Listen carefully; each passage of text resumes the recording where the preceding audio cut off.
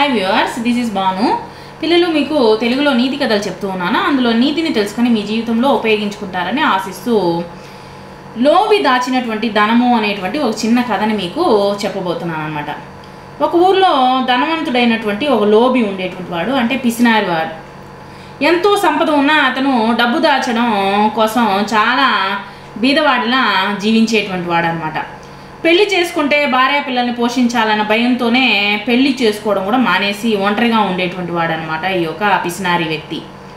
కడుపు నిండా తినకుండా, మంచి బట్టలు కట్టుకోకుండా చాలా డబ్బు పోగేయగలిగాడు. ఒకరోజు లోబికి తన సంపద అంతా ఎవరైనా పట్టుకుపోతారేమోనన్న భయం కలిగిందనమాట.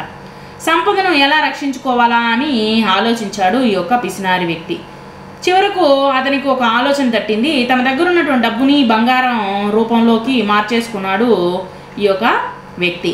ఇంట్లో పెడితే దొంగలు ఎత్తుకుపోతారన్న భయంతో ఇంటి వెనక వైపు పెరట్లో ఒక గొయ్యి తీసి ఆ బంగారాన్ని అందులో పూడ్చిపెట్టాడు ఈ యొక్క వ్యక్తి, లోబి, పిసినారి వ్యక్తి.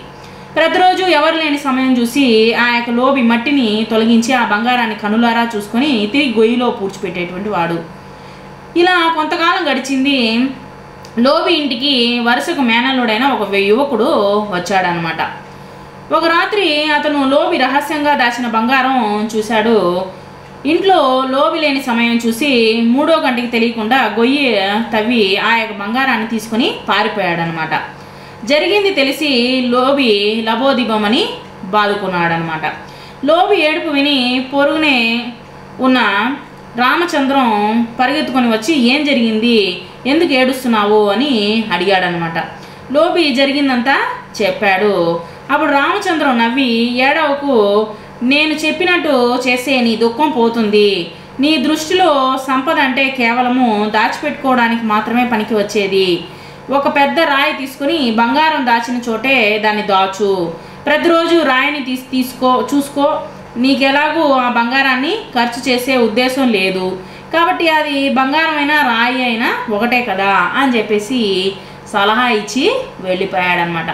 కాబట్టి పిల్లలు ఎప్పుడు కానీ పిసినారితనంతో తాను బాగుపడకుండా ఇతరులకు ఆ యొక్క డబ్బుని ఇవ్వకుండా ఉంటే లాస్ట్లో, అంటే చివరిలో ఈ విధంగానే జరుగుతుందన్నమాట. ఎవరికో ఈ యొక్క సంపద అనేటువంటిది చేరుతుంది. కాబట్టి ఉన్నప్పుడే ఆ యొక్క సంపదని అనుభవించడము నేర్చుకోవాలి అనేటువంటి నీతిని మనము తెలుసుకున్నాము. Thank you very much.